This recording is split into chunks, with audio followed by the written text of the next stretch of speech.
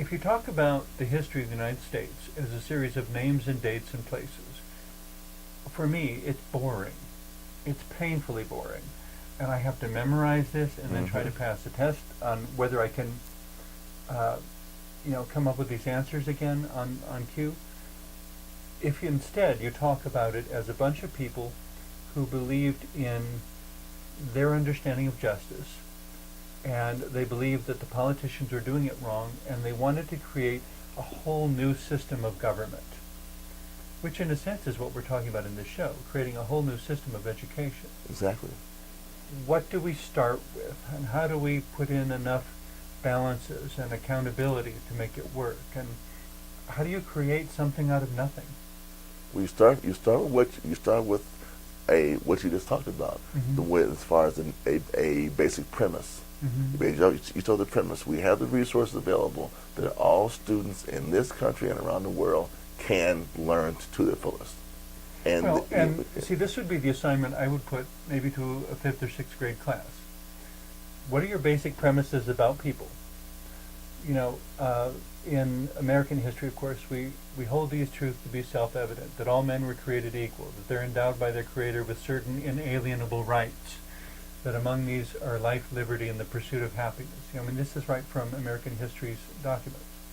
Those are the principles that they set down as the bedrock before they tried to create a government on it. So to ask students, what are your basic ideas about people that would need to be incorporated into a system of government? And then to challenge them to write just a simple prototype. If you had no constitution, but we gave you 100 people and said, make a government for them, you write their constitution. That would push a lot of kids. Put them in the driver's seat, put them right where the founders of the United States were, in saying, we've got too much diversity. How do we bring it into harmony?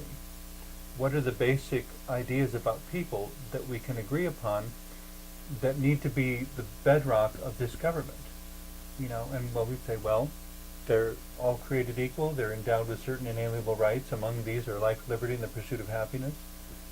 When you start with those kinds of bases, then you can begin to write law that can apply to everyone. But of course you have to write the limits to it also. True. Because you don't want someone taking a law and running it to its nth degree because it goes crazy. So within the same context, if our basic premise is we have a resource-based economy, then we have to lay out what are the basic paradigms of a resource-based education. And from the beginning, we have to say it's about utilizing the resources that we have within our world to make sure all students can learn. And we can't be driven by profit for books. We can't be driven by necessarily what the clan or the tribe or the family necessarily wants narrowly. Because they may want their children to learn certain things, and we have to accommodate that. We have to. But there are broader goals and objectives education must have. Well, and in that sense, you can't educate a child in isolation. That's right. You have to educate a child within their environment, and you have to educate the child's environment. True. At the same time as you're educating a child from an African tribe in foreign languages, and their tribal elders are saying, why do they need to learn these languages? We don't use those languages. And to educate that tribe in knowing that the world is evolving into a global community. Your child may very well grow up to be a medical doctor or an international business consultant or whatever, who will be dealing with people from other countries. And you have to know other ways of looking at things, because people in those other countries may have something that you will need at some point. And you can't isolate yourself from them without isolating yourself from the resources that those other people have to offer. Exactly. And I think that the resource-based economy would encompass such an approach toward learning. It would have to. If not, it just wouldn't work. I wonder if it would, this would be earth-shattering, I suppose, but if we need to move beyond the hierarchical system, if suddenly we don't have grades 1 through 6, 7 through 12, etc., that we simply have, looking at each individual, where are you in your development?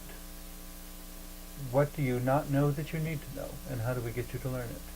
The one concern I would have there is not that we need to have the hierarchy, but a way of leveling or measuring where that person's student is. Because I really would agree with you that, say for example, in mathematics or science, which are more kind of measurable disciplines, or maybe even language also, that I don't really care per se if the 7th grader is in with the 3rd grader or with the 12th grader, as long as that's where they are in their development, and it's a classroom or a community of learners that's projecting them to the next level.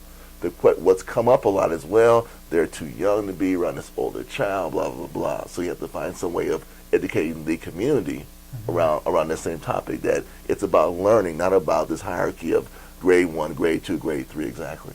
And that's why, as a teacher, a lot of time I encourage my kids. If we could get beyond the age thing, we could even have adult learners mixed in with the classroom. Yes.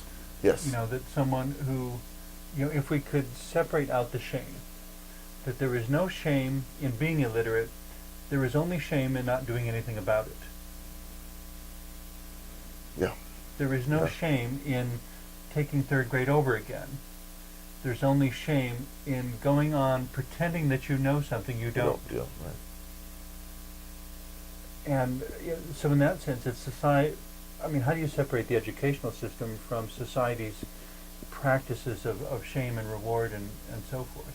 It goes back to what you just said, the need to educate that community around the importance of a shift in the paradigm. Yeah, you can't educate the child in isolation. Right. The child is interconnected with his or her environment. Right. And you may need to be educating the parents, and the parent may say, well, I've got to work all day, my husband has to work all day, my wife has to work all day, we don't have time. Somehow we need to create systems, not just an answer that we plug in, but a system that will address all the needs. I agree, and I really feel that if the resources of our society were not focused on profit and war and maintaining hierarchy, and we realize that we need to nurture our future and ourselves so we can have a more abundant life, a more prosperous life, a more life based on intelligent thinking, then you could create a body of people whose work would be to do that, to educate parents about it, and to create a culture that would project that. Right now, for us, it's based on testing, scores, money, and individual promotion.